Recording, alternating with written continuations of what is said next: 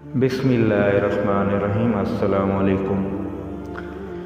एक बार प्यारे नबी रसूलुल्लाह सल्लल्लाहु अलैहि वसल्लम मस्जिद नबी में तशरीफ़ लाए। जैसा कि मस्जिद नबी के सामने ही हज़रत बीबी फ़ातिमा और हज़रत अली रज़ियल्लाहु अन्हु का घर था। हमारे प्यारे नबी मस्जिद में बैठे थे। हसन और हुसैन की रोने की बहुत ही तेज़ी से आवाज़ उनके कानों में पड़ी। प्यारे नबी रसूलुल्लाह सल्लल्लाहु अलैहि वसल्लम बहुत परेशान हो गए कि हसन और हुसैन क्यों रो रहे हैं। आप सल्लल्लाहु अलैहि वसल्लम वहाँ से उठे और बीबी फ़ातिमा रज़ियल्लाहु ताला अन्हा के घर के दरवाज़े के पास तशरीफ़ ले आए। दरवाज़ा खटखटा कर आवाज़ दी, आए बेटी फ़ातिमा दरवाज़ा खोलो। अंदर से प्यारी बेटी फ़ातिमा बोली, अय बाबा जान दरवाज़ा कैसे खोलूँ? मेरे पास इतनी बड़ी चादर नहीं कि मैं अपने ऊपर ओढ़ लूँ।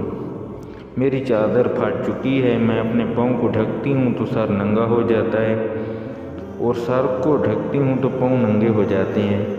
प्यारे नबी सल्लल्लाहु अलैहि वसल्लम ने जब ये सुना तो अपनी चादर दीवार के ऊपर फेंक दी।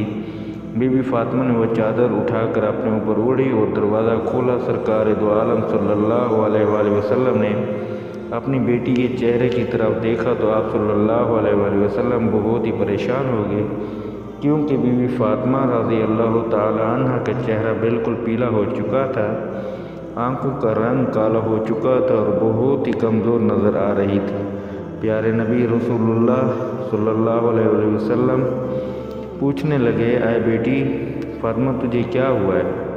सैयदना फ़ातिमा रज़ियल्लाहु ताला अन्हा फरमाने लगी, आए अब्बा जान आज आप मुझे माफ़ कर देना।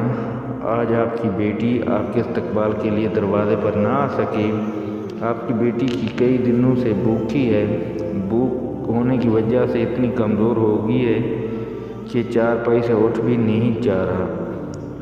मेरे शोहर हज़रत अली शेर खुदा इस्लाम की तबलीग के लिए अल्लाह तबारक व तआला की किताब को मुख्तलिफ इलाक़ों में पहुँचाने के लिए गए हैं और घर में कुछ भी नहीं है खाने को। ये कहकर ही बीबी फ़ातिमा ज़ारो कतार रोने लगी और कहने लगी, अय बाबा जान हुक्म करें। आप प्यारे नबी अपनी बेटी की बात सुनकर ज़ारो कतार रोने लगे और कहने लगे कि मैं मस्जिद नबवी में था।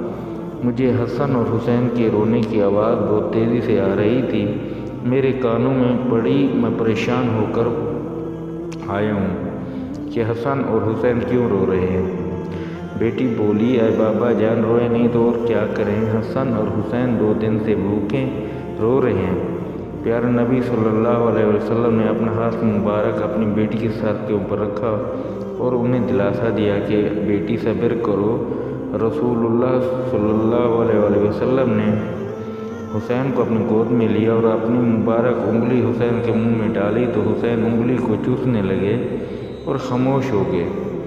हसन को अपने कंधों पर उठा लिया। हसन भी खूब आराम पाया। इसी तरह दोनों नन्हे शहजादे आराम में आ गए।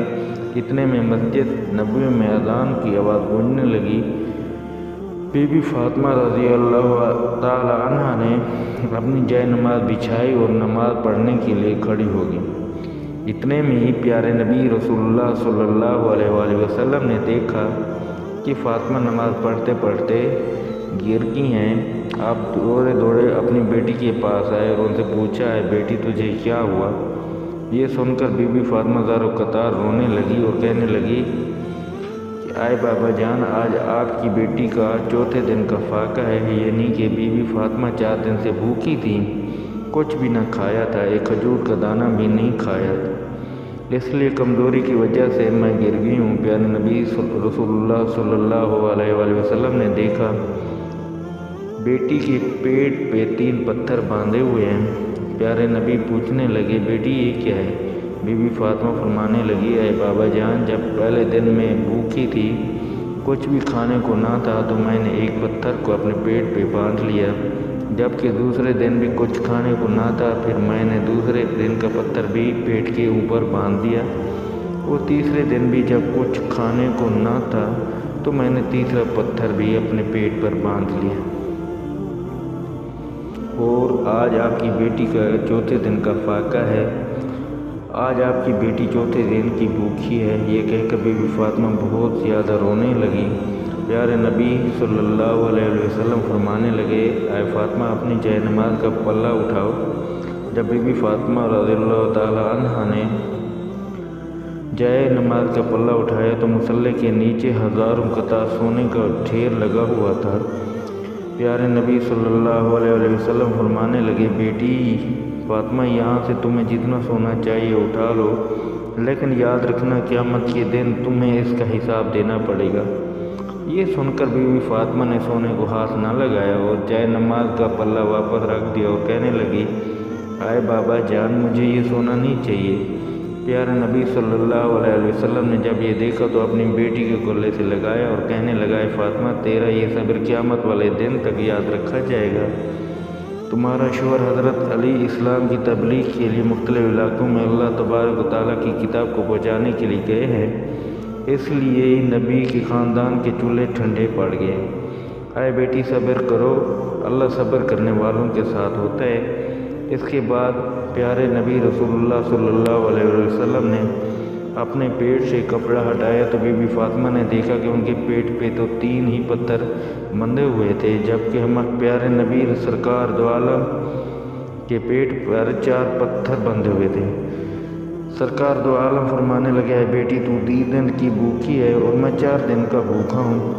میرا آج چوتھے دن کا فاقہ ہے، میں نے اپنے پیٹ پہ 4 پتھر باندھے ہوئے ہیں۔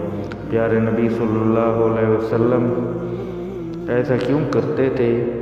ان کے ایسے کرنے کی کیا وجہ تھی؟ وہ چاہتے تو پہاڑوں کو بھی سونا کر دیتے۔ وہ بھوکے کیوں رہتے تھے؟ کیونکہ ان کی امت غریبی کی وجہ سے اپنے ایمان کا سودا نہ کرے۔ ان کی امت یہ نہ کہ ہمارے نبی تو شان و شوکت سے زندگی گزاری ہے اور ہم غربت میں رہ رہے ہیں۔ پیارے نبی رسول اللہ کی انگلی کے اشاروں پہ چاند چلتا تھا، آپ کی پسینے کی خوشبو گلابوں میں مہکتی ہے، جن کے اشارے پہ سورج بھی واپس مڑتا تھا، جن کے اشارے پہ پتھر بھی بولتا تھا اور کہتا تھا، لا الہ الا اللہ محمد رسول اللہ۔ اللہ تبارک و تعالی ہمیں اپنے پیارے نبی رسول اللہ صلی اللہ علیہ وسلم کی سنتوں پہ عمل کرنے کی بھی توفیق عطا فرمائے، آمین۔ ویڈیو اچھی لگنے کی صورت میں ویڈیو کو لائک اور شیئر ضرور کیجیے گا اور میرے چینل کو سبسکرائب کریے گا۔ اللہ حافظ۔